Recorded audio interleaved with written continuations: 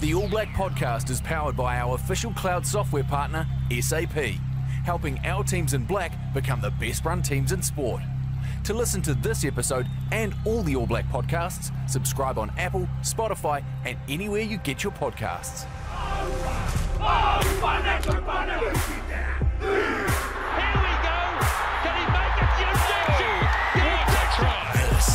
This is the All Blacks podcast. Kia ora whānau, welcome to episode 15 of the All Black podcast powered by SAP. The search has ended. I've finally found mine unicorn, nailed him down, man in demand, Jason Ryan, before he gets back on the grass before the end of year tour before the All Blacks play Japan, Wales, Scotland and England. Welcome, Jason. How was your break, mate? Yeah, it's been great. Thanks. Great to be on.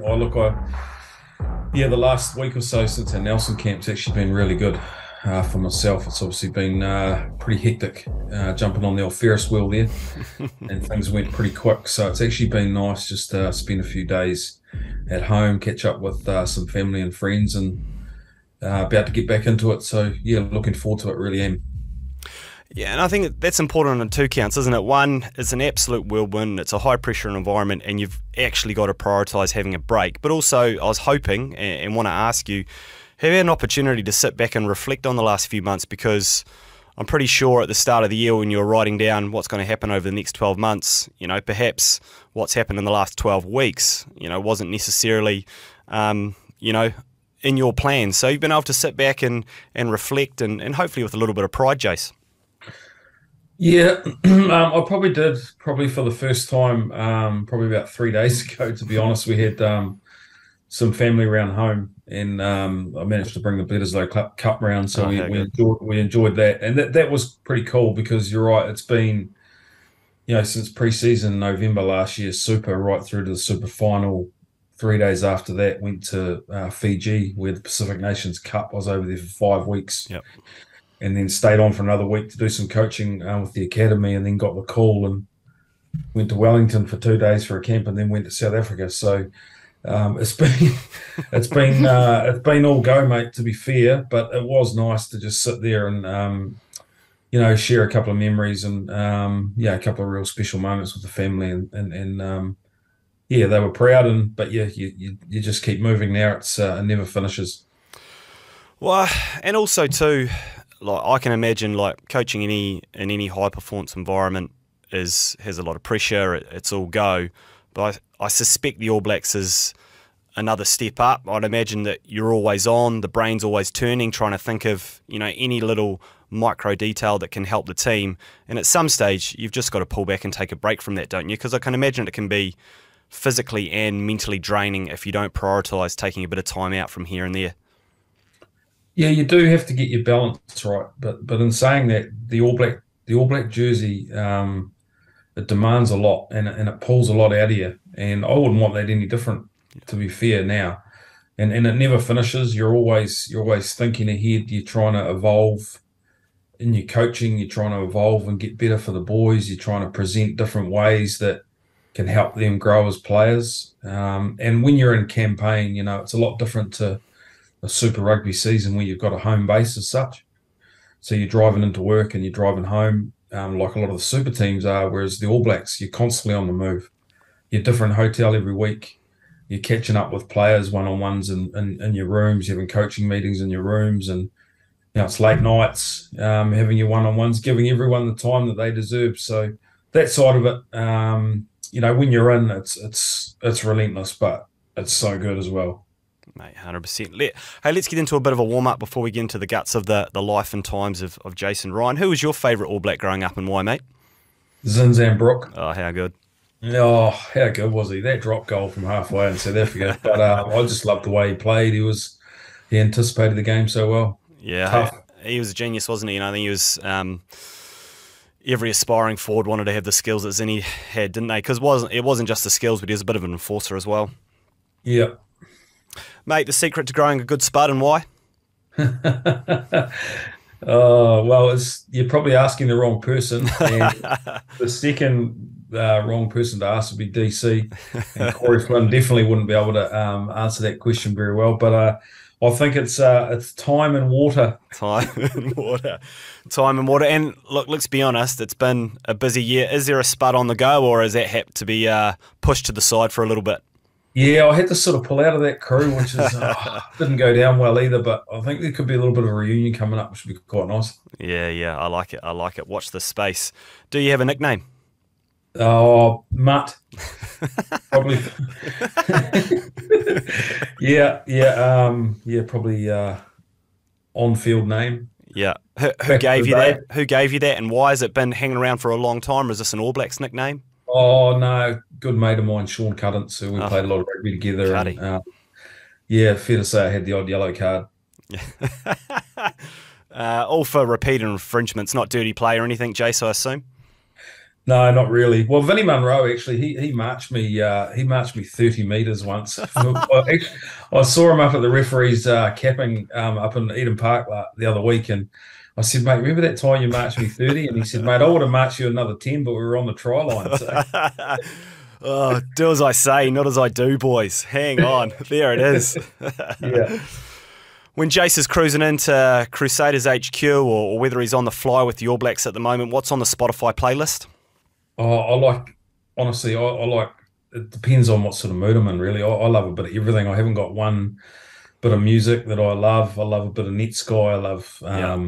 I love Shapeshifter. I love 660, Bruce Springsteen, Dire Straits, a real mix. So, yeah, I'll just random it up and just get a feel for it, really. And I know, like, every single player we have in here is, like, probably the most nervous thing that they do in rugby is try to have to be to a DJ. Has that ever come across? Is that one the coaches can always delegate to the lads and don't have to worry about sorting out the tunes on tour? Well, usually when you're sitting up the front, you're sort of close to the music guy, which is Falau. And he usually has to get the odd pep talk, say, mate, come on, this is a bit out of, let's cater for everyone. Yeah, I like it. I like it. If it isn't in the diary, will you be there? Oh, shit, I'm a bit of a planner. Yeah. But I don't mind a last minute get together either. So I'll sit on the fence on that one. I'll make the effort, but I like to know things. Yeah. Yeah, no, there's a vicious rumour circulating that if it's not in Jace's diary, he may not attend, but I'll... It's probably true. 3 guests to dinner. Who are you inviting and what's on the menu? Doesn't sound like a spud is on the menu by the sounds of it. No, I'd go Michael Jordan, Bruce Springsteen, and Smiley Barrett. Oh, what a crew. Yeah, so Michael Jordan, he loves a whiskey. Which is important. I enjoy whiskey, and how good was he? Childhood hero. Oh. Bruce Springsteen will bring the tunes, and Smiley will bring a Guinness. Oh, mate, that's a heck of a gathering. What's on the menu, mate? Oh, I reckon we'd have lamb shanks. Yeah, and then I don't think any of us would be into dessert. It'd just be a real good main. Totally. And like, how good was The Last Dance? I mean, even like just a great watch, but almost a little bit as a coach and a man who operates within team environments. I know it's a couple of decades ago, but pretty insightful way. Unbelievable era. Yeah. Unbelievable group of players that were all different when you look at Rodman and what he brought to the team on and off the field. But they all came together and they were all just unbelievable in their positions, but then they created an unbelievable formula that was driven from the coach, and some great messages in that. The Last Dance, really enjoyed every part of that. Mate, if it looks like a prop and it walks like a prop, has it always been a prop? Have you always been into the dark arts of the front row since as long as you can remember? Yeah. I wanted to play loose forward years ago when I was playing junior rugby, and my coach actually sent me home because we got in an argument. And he said, no, you're front row. So, they never eventuated. I think you're built for it. Yeah. Yeah. And you embraced it though, eh? Like, has that always been the way? But and we'll get a little bit more into this, but like, you just said, right, this is my position. I'm going to have a red hot crack at this. Was that from day dot? As soon as you realised like this is where you're going to play? Yeah, I think so. There wasn't a lot, and I mean, this is a few years ago since I was playing footy, but I think the coaching's got a lot better, and probably Chrono started that. We did start that around the safety side of it for front rowers. So that's evolving all the time. But it's a great position to play. It's there's there's 9 front rowers in any team. Yeah. And you pick a squad of 33. Well, that's pretty good crack if you're any good at playing in the front row, Totally. Totally. I wanted to talk a little bit about the early days because, you're a bit of an inspiration really to a lot of people in the sense that, you're not a former All Black. You haven't come through perhaps the pathway that a lot of other coaches come through. You've done it through playing a heap of club rugby, being passionate about the front row, setting up the front row club, getting into coaching while you're playing, putting yourself about, and something I've heard you say a lot about is, just getting out there and learning on the grass. Do you think that's a big part of your success, is your connection to almost every level of rugby in New Zealand? Yeah, it's a good point, and it's something I hadn't sort of thought about too much until I had a dinner with Chrono, who's obviously been a massive mentor for me, huge. And he said, like, you think back to the days where you're just doing tireless hours of club footy, driving to trainings after, after work, sometimes during work, dare I say it, and just making time to help guys out. And you do all those yards, and it's basically an apprenticeship. Yeah.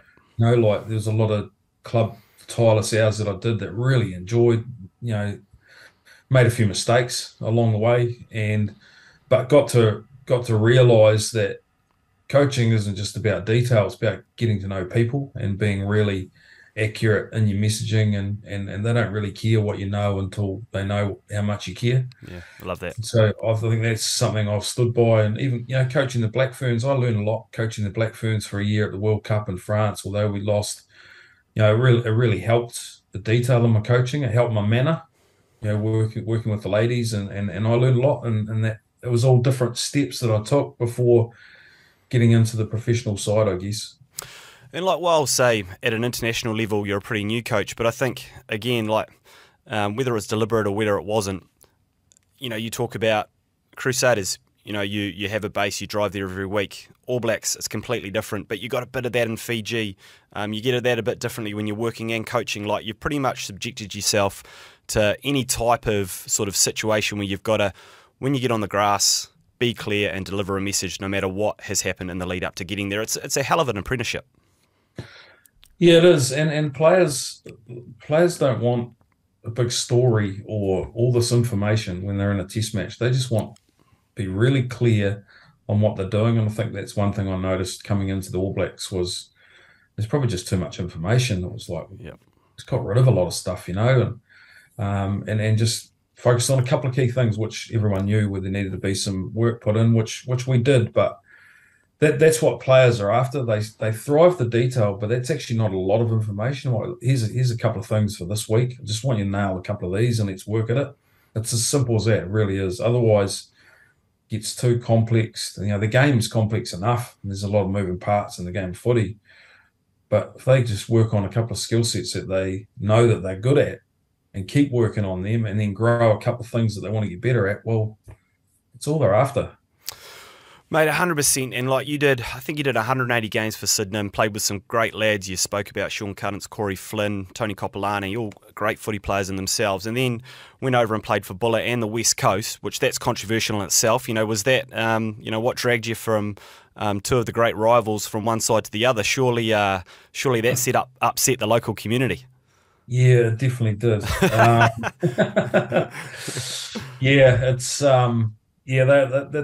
That was unbelievable times. Again, I was working and we were traveling over hours in the car. Yeah. It was just a great time to play rugby in the Heartland footy, and a bit of a battler, I'll tell you that much. But I just loved connecting with the boys, and we had a lot of fun and went up to Ruatoria and seeing that experience, playing up there, and it's a really good place to lose because that just the way that the locals just embrace you and host you, and the food and all of that experience was so good. And then I guess coaching the West Coast was a real step forward as well, because made me appreciate that some guys were traveling 3.5 hours to training from Haast, working on dairy farms. You'd have a coaching plan and you'd plan it around, 10, 12 forwards, and only 4 might make it, or 5. Wow. So then you just adapt your training plan, get the iPad out, get them a couple of things and focus on that, that critical few Yep. detail in the coaching, which is important, and that's what they loved, and that's taught me a lot around adapting on the run, which is coaching. You can have the plan, but it can change pretty quick in front of you. So those sort of times helped me. I really appreciated my time on the coast and stay in close contact with the Monk family and Alan Monk and Bernie, and always try and get over there and stay and stay when I can. It's a great place. Mate, so good. And talk us through a little bit your first Canterbury NPC analysis session. How did that go? Someone has set me up here. Mate, I've got no context, no nothing. I've just gone out to some of my sources and they said it's very, very important that you ask Jason this question. Oh, look, well, Razor obviously gave me a chance to coach the scrum for a couple of years in Canterbury. And then the next year he said, mate, I want you to be the analyst. And I was like, hey, are you serious? And he goes, no, you'll be fine. And I get to Jamie Hamilton, and he's the All Black analyst now, but he was a Canterbury analyst at the time, helping with Crusaders. Long story short, I didn't know where to start. And the book and Razor and the manager, Chalky Carr, it was at the time, introduced the boys in the team meeting and said, look, Mutt's going to be the analyst this year. And the room just went dead quiet. And I just stood up and I just said, boys, I just hope you've all got my sky. Because it was pretty much how the reviews were going to run. Again, it taught me a lot. Wellington, we had a pre-season game. We met in the airport up in the hotel there. I think it's the Ridges. Booked a room out, did our hot review. I was clicking on starts of play. I'd click kick off and there'd be like penalties. I would click on a scrum strike and it'd be a line-out defensive move, and it was an absolute shambles. But I got through it. We still won the final anyway. Mate, sounds like you're best on the grass and not on tech. But yeah, I mean, but it kind of leans in a little bit too, and I've heard you say this before, which I really like, for coaching, when we talk specifically about coaching, that there's not necessarily a pathway, but there's opportunities. And that's always been a bit of a mantra for you, and even God being the analysis is, perhaps wasn't your background, but you just have a crack at it. Look, I don't believe there's a pathway in life. Yeah. I really don't. I'm a strong believer of that. And I've heard it before around coaches or someone, they go, what's the pathway? Well, what's the pathway for a player? Yeah. There's never been a pathway, but there is opportunities. And if a builder is doing his apprenticeship and he's a good apprentice and he does a good job, he's going to get work. Yep. And sometimes opportunities come across in other ways, whether or not it's planned or unplanned. But if you do a good job, an opportunity will come, and just keep knuckling down. That's what I believe in, and I guess that's what happened in that first analysis role. But again, for the coaching side of it, the analyst is probably the calmest in the box, because he is just following the game. There's no emotional attachment in an area. So that taught me to follow the game, game line, coding that live. So it's all part of the story, I guess. Certainly gives you an understanding of what that man does now and how important he is to your job. I want to talk a little bit about mentors and sounding boards as well, and the importance of them. Like, Chrono was a real trailblazer, and I've heard you talk a little bit as well. Like, there's real opportunities within, to speak more generally, contact coaching. It's probably, I think, a part of the game at the lower levels we could do a lot more on. But how important have good mentors been to you, whether it be Chrono, whether it be creating your own style, whether it be your old man, like whoever, who are the people that you lean on, particularly as you're getting into the nitty gritty of the highest of high performance environments? Yeah, it's a good question. Look, I've talked about Chrono a lot, but he was just such a great sharer of knowledge, and he always made time for me. And I was pretty privileged to, at a young age, watch him, ask questions, learn from him. Stood on scrum machines, for All Black sessions and Canterbury and Crusader sessions back in the day, and just saw how he worked with people. So he's been huge. My dad always, I'm getting a bit emotional there. Dad always just cuts out all the grey. Yeah. Yeah. And he just, just clears things up for me when I need it, and always making sure that he keeps me humble and just keep my feet on the ground. And so I always connect with him and just have a coffee or whatever it is. And you got your other sort of PD that you do and books and so forth that you read. I love Craig Bellamy's book, Home Truths. It's just so clear, and he's got a great saying in there around he doesn't read the media when things are going well, and he doesn't read the media when they're not. Yeah. He just focuses on the Melbourne Storm. Yeah. So I was like, oh mate, I could relate to that when I went into the All Blacks. It's like if I read stuff here, it's just going to weigh me down, especially the time we went in. So all that sort of thing, mate. Mate, so good. I want to go. I don't want to talk too much about the Crusaders, but I want to ask you one thing. Like,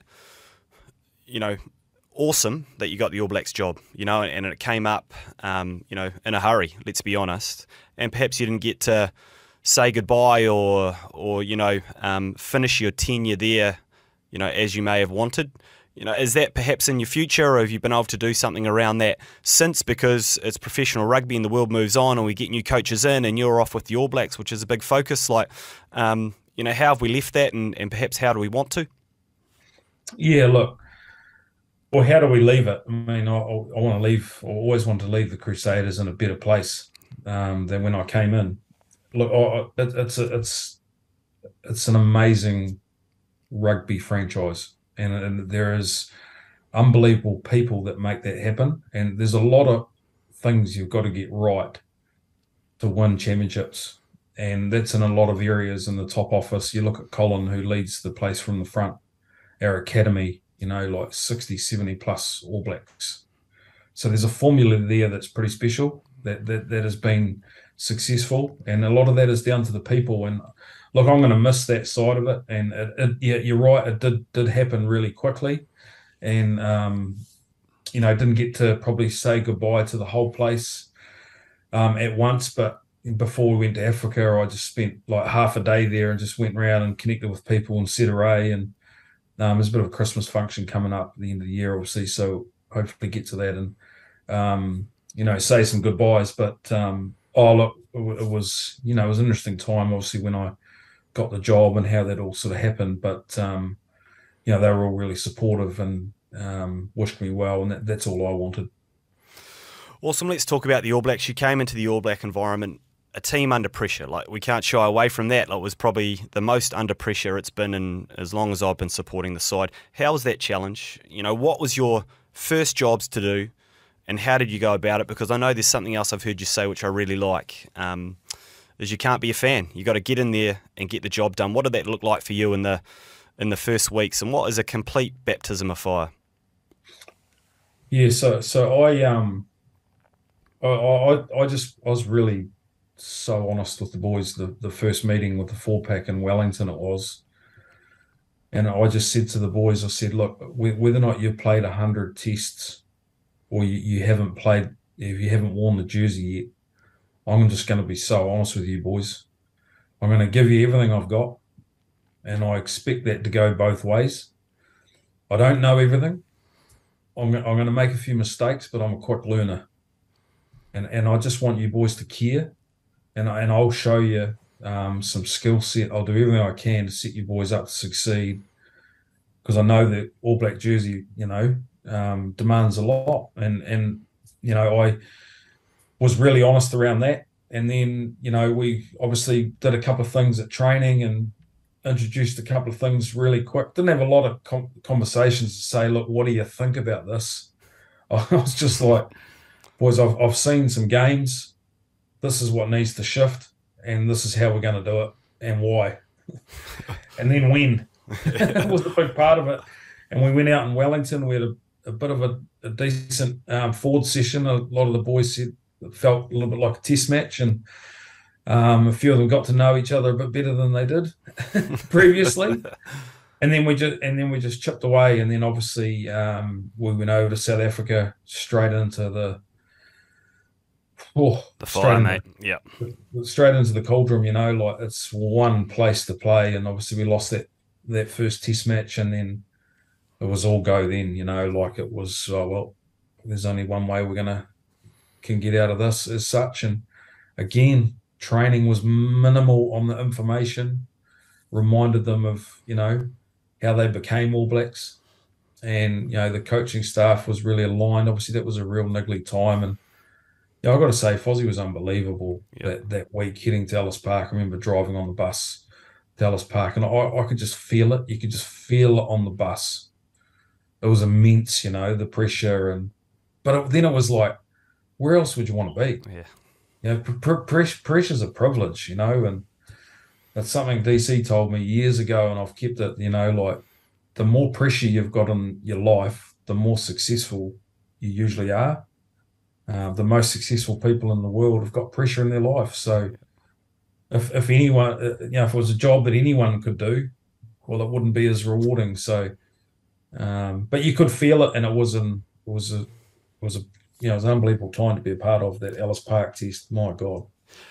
Mate, you've hit on a couple of things there that I've heard you talk about before. Like, you had to come in and hit the ground running, and actually, rather than giving more information, you took information away and gave the boys less messages to work with. And is it that a little bit around, particularly in those tight time frames where we only got, say, 2 or 3 sessions to get ready for a massive game? Is that around that gold standard learning, that 5 standard learning that you talk a little bit about? And also, I want to ask you, you're getting pretty well known for being brutally honest, but does that come from a place where you talk about you absolutely care and you are prepared to work just as hard as the people you're delivering the messages to? Well, I made an effort. I needed to talk to every single forward.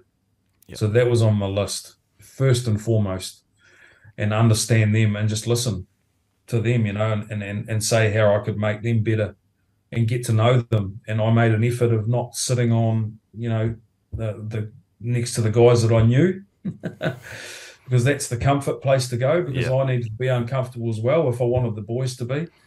So it was removing stuff. Like Super Rugby, you get 2-month pre-season. Yeah. I had 1 training session at the camp, and then we went to South Africa. So but it was so good for my coaching because I just stripped everything out, everything that we say as coaches, because we all talk too much. Coaches all talk too much. Totally. Yeah. At times, how's this podcast going? I would stop. But you just got to give the absolute critical information that the boys know to keep it simple. And that's what we did. Mate, so good. I want to talk about that Ellis Park test that you were talking about, because, the context is you'd been on the tools like less than 2 weeks. We dropped the first test. And it doesn't matter where the All Blacks are at or what time of the year it is or whatever's going on. An Ellis Park test is massive. It's just a part of the rugby fabric that's always going to be a massive game, and it was that.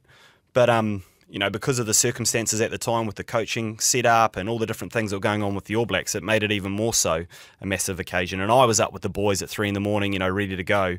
What did you say to the boys beforehand a little bit as well? Because, like you say, it sounds like you could sort of cut the air on the bus on the way in, and I know the South African fans add to that in spades in terms of creating a hostile environment.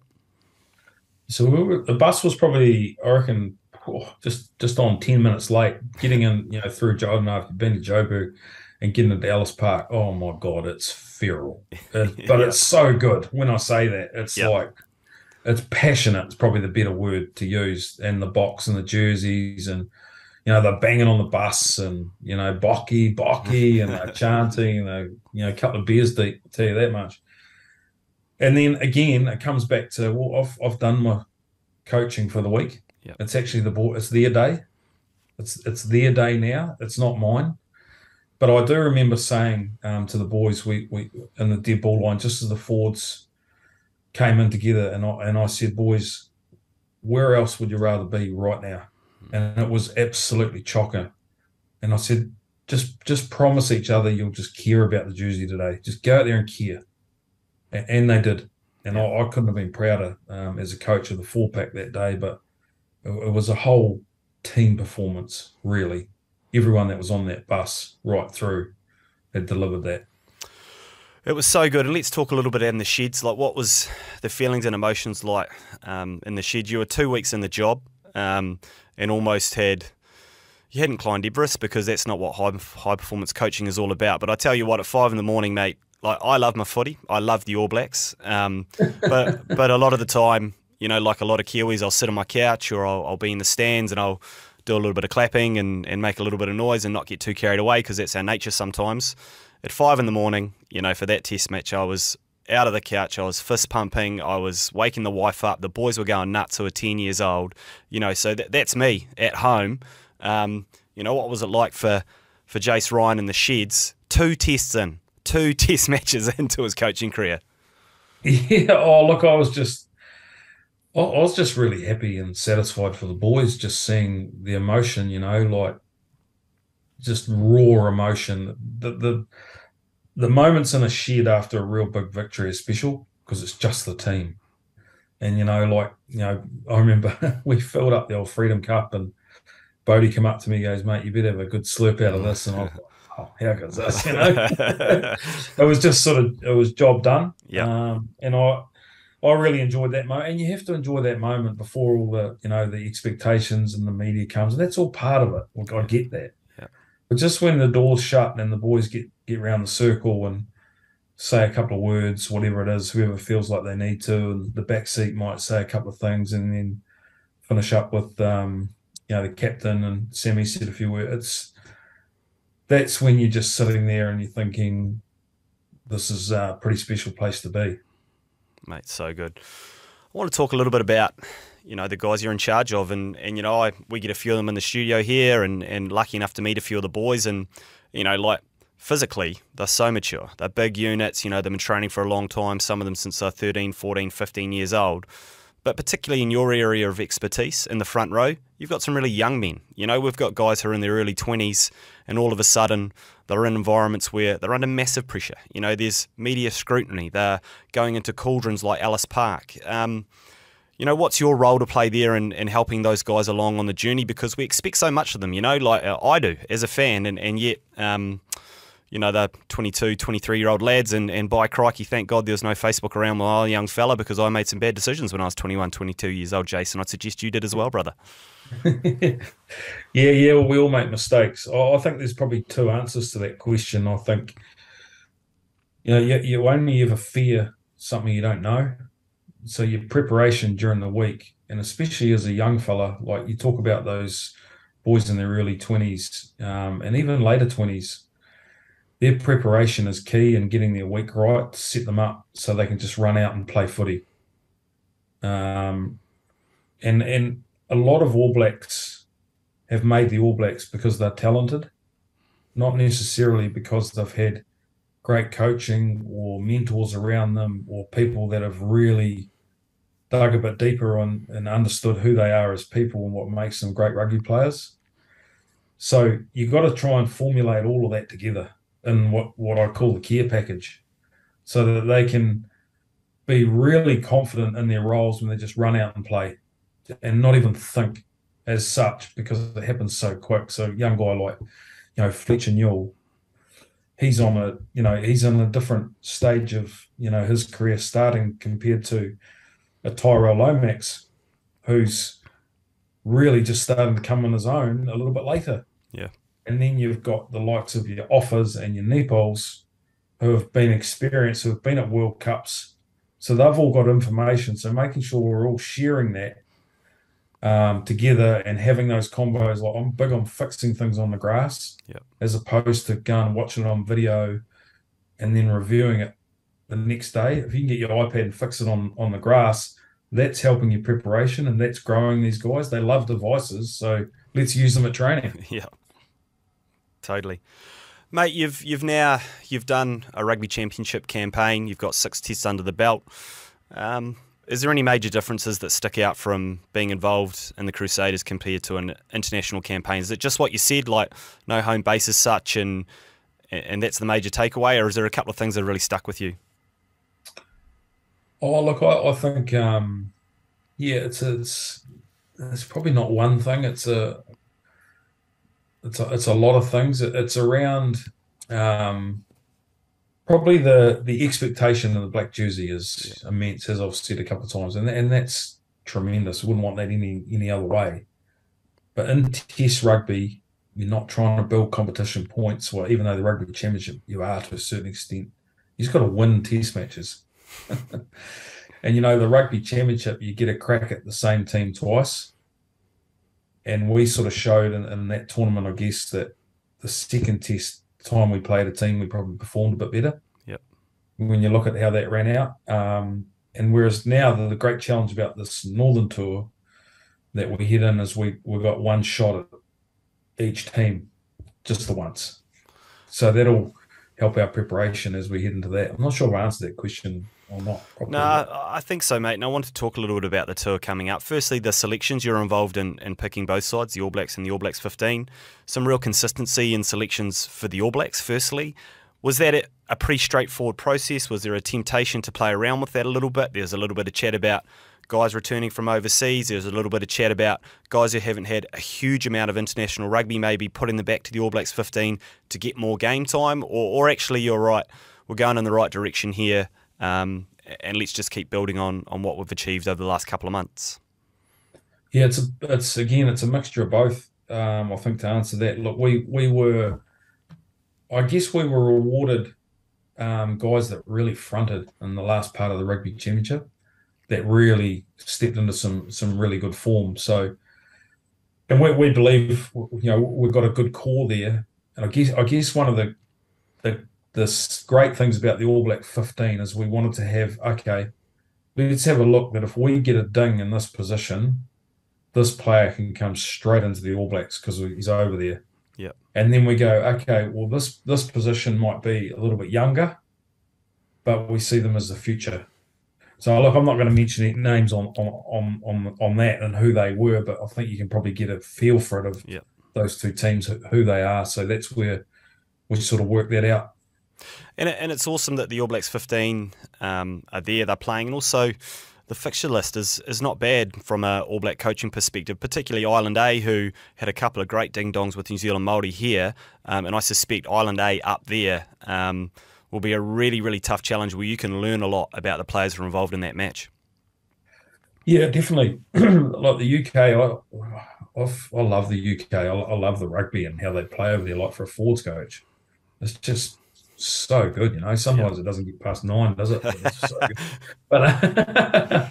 But like we will have a look at them in a different environment and under pressure. And again, it's a team that hasn't played together, so they'll come together. Yeah. And they'll get their rhythm. And Leon will do a great job of that. Him and Clayton, they're two great men that'll really get those boys. They'll have a real good meaning around what their team is and what it's about. And they've got good mix of experience, which will be great for them, and the younger guys will learn from that. But the games play differently over there as well. Like they almost manage the game a little bit better. Their game management, game understanding, and how they build momentum. So that's going to be good for all of us to experience that just a little bit. The crowds are all back, obviously, with COVID, and I think it's a great lead up for the World Cup, and it's come at a good time for, I think, where this team's at.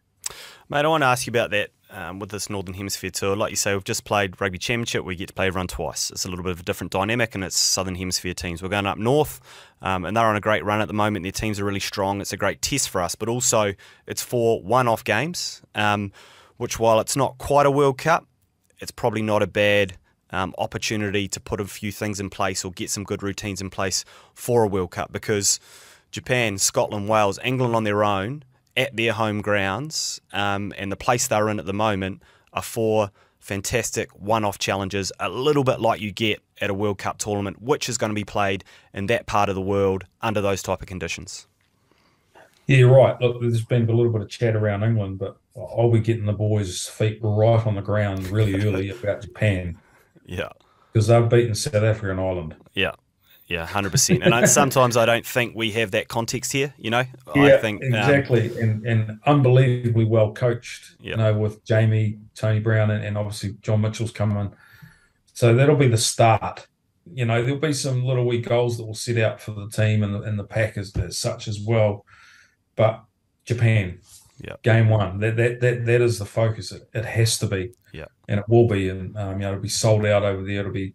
All the grounds will be sold out, be a great atmosphere, but tournament-wise and how it runs out, it is a little bit of a mini World Cup, I think how that will play out. So each game has got their different. Each team has got their different strengths of how they play, so we'll have to adapt. We'll have to learn really fast, and sometimes we'll be learning in the game, and making shifts where we need to. So that's exciting. Mate, that's a big part of it these days, isn't it? The game's pretty dynamic, whether it be through the rules interpretations, red cards, yellow cards. There's so many elements to a game of footy where you have to learn on the fly, don't you? You have to adapt on the fly, and I'm sure that has to be a part of how you prepare the boys. It just has to be, doesn't it? Yeah, it does. Yeah, and all your week builds up to that. I'll always try and chuck a random drill in at training that they've never done before. Yeah, I love it. Hasn't been planned. Just give them a bit of chaos, see how they react, or pull someone out. No, you're not involved here, or why? And you got a card. I'll give them the scenarios they need and set them up to succeed. That's what it's about. The All Blacks podcast is powered by our official cloud software partner, SAP, that is such a helping our teams in black be the best run in sports. Hosted by Rob Dunne. Mate, speaking of World Cups, and you've had a bit of involvement produced by Carl Thompson with the girls from at Black Even watching a little bit, and what do you think of their progress? Pretty cool to have a couple of great men and mentors to you and Chrono and commercial manager for the Smithy and Ted involved. You've been keeping an eye on things with this home tournament. Spotify, YouTube, and anywhere you get your podcasts. I've sort of been half an eye on our tournament, to be fair. Like with what we've got coming up, any downtime I've had, I've really focused on that.